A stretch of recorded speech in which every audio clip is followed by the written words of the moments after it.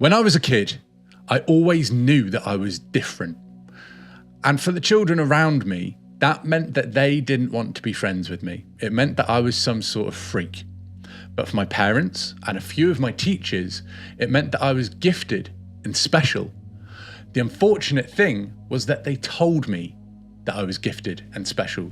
And when you tell a child that, it breeds entitlement. And I held on to that entitlement for a lot of my life. But the issue with holding that entitlement is that you actually start to believe your own bullshit, that life should be a certain way without you having to work for it. When I got into my 20s and life seemed to go from bad to worse, I would always ask myself, how has this happened to me? Why is this happening to somebody like me? Not in a way of, how's this happening to me? I can figure this out. It was, why is this happening? It shouldn't happen to me. And I would be angry and resentful at any adversity that came my way. And because I wasn't dealing with it by feeling entitled, things did go from bad to worse. This all came to a head when I was 27 and I had a full mental breakdown. And what I've learned about hitting rock bottom is that rock bottom is a place where there is no more energy to hold on to egoic structure. So an ego death of sorts. Things got so bad that I literally had to let go of the identity that I thought was mine and become a new person. I had a rebirth. Since then, I've learned a lot of things that have helped me through life for the past 8 years. I've become a better person. I've become a better son. I've taken on the role of a stepfather, and I'm in a better place mentally. And all of this has been whilst trying to deal with ADHD. So I'm making this video to hopefully impart to you some of the wisdom that I've picked up and the lessons that I've painstakingly learned so you can take them on without having to go through all the shit that I've already experienced. I know you probably have ADHD and that maintaining focus might be a little bit difficult. So put this on 2 times speed or 1.5 speed, because the things I'm going to go over in this video can genuinely change your life, even if you just implement one of them. Implement all of these lessons and honestly, your life will be unrecognizable. The first lesson that I learned coming out of that period of rock bottom is that you and I are not special. No one is. We are all exactly the same. Unless, of course, you literally have a disability that stops you from being able to perform intellectually. ADHD is not one of those things. We just think differently. So on the flip side of that is that you can be special, but you can only be special to the extent that you are willing to make other people believe that you're special. And how do you do that? By putting yourself out there, by creating content. You have to actually make people believe you are something other than utterly average. What you resist persists. What the fuck does that mean? Basically, if you have something in your life that you have been putting off, the more you put it off, the more it will show up. The big one for me with this lesson was resisting giving up alcohol and actually accepting how much of an issue this had become for me. By the time I went sober just over 3 years ago, I was drinking 12 cans of IPA every night. That's around 1,600 calories before even eating any food. Since giving up alcohol, I've been able to stay consistent at the gym. I'm much more clear of mind. And if you have ADHD, drinking is possibly one of the worst things that you can do, because 1, you're already predisposed to addictive behaviors, and 2, it's going to make your neurological functioning even worse. So instead of resisting change, you have to go head first into it, because if you don't make the change, the thing that you are avoiding will always continue. You don't always have to react. Being somebody with ADHD who's very predisposed to impulsive behavior, being in a reactive state is pretty much the default.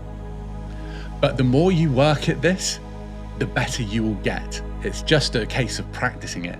Emotional intelligence outside of social cues is the ability to respond as opposed to reacting. The difference between those two things can be as small as just a breath. Instead of blurting out the first thing that comes to mind or instantly getting angry when something goes wrong, just take a breath and think, can I respond in a way that is going to make things better, that is going to improve the situation, or at least not make it worse? And the more you practice that, the more you can respond rather than react.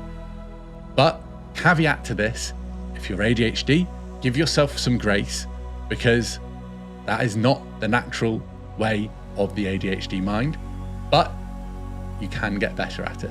You don't get what you deserve, you get what you believe you deserve.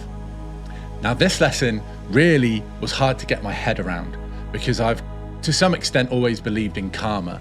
And I've always liked to think that bad people will end up with bad things happening to them. And I've had to let go of that.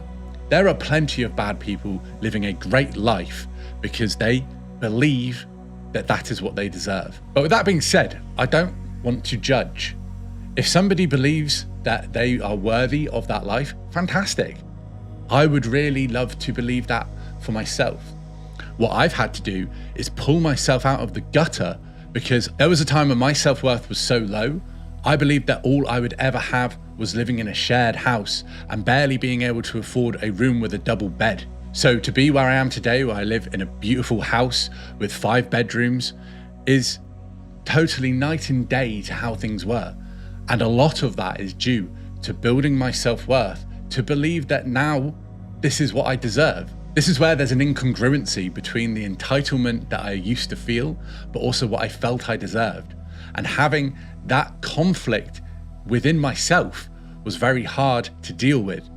Now I've let go of that entitlement, at least for the most part, and I actually have genuine belief in what it is that I deserve. So the takeaway here is that whether you have ADHD or not, build your self-worth and what you believe you deserve in life. If you believe you deserve nothing, you will always have nothing. Believe that you are worth more and better. Now, speaking of self-worth, something that kept my self-worth low for a long time was knowing that I had ADHD, but never learning any more about it, never trying to figure out how I could use it to my benefit. And I think one of the worst things you can do if you have ADHD is to just accept it and continue trying to fit in. We are different, neurodivergent. Divergent means not typical, because the opposite of neurodivergent is neurotypical. If you want to think and be like everyone else, tough. It's not an option.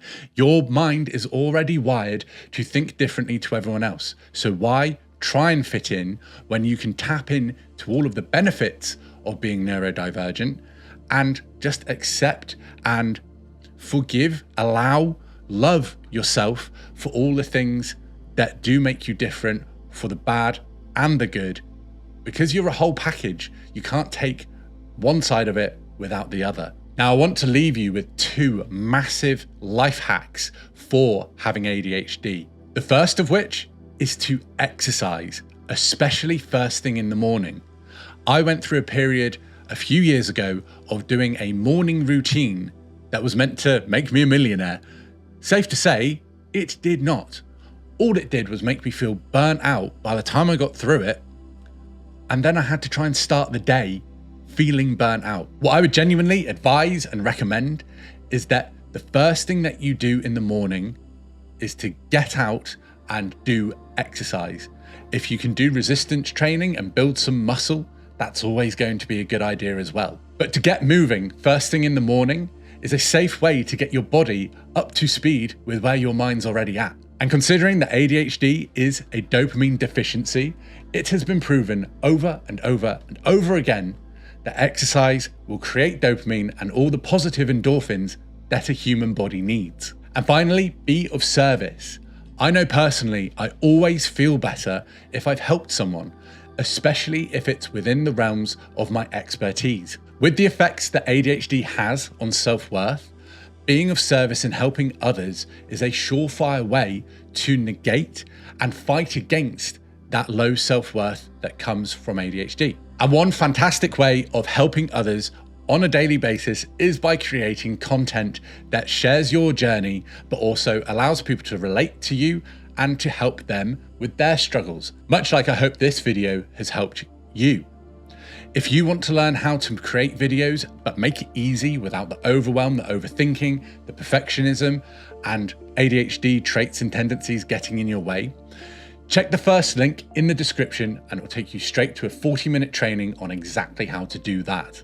Whether you go and check that out or not, I hope you have enjoyed this video. My name is Robert Alexander Duran and I will see you on the next one. Peace.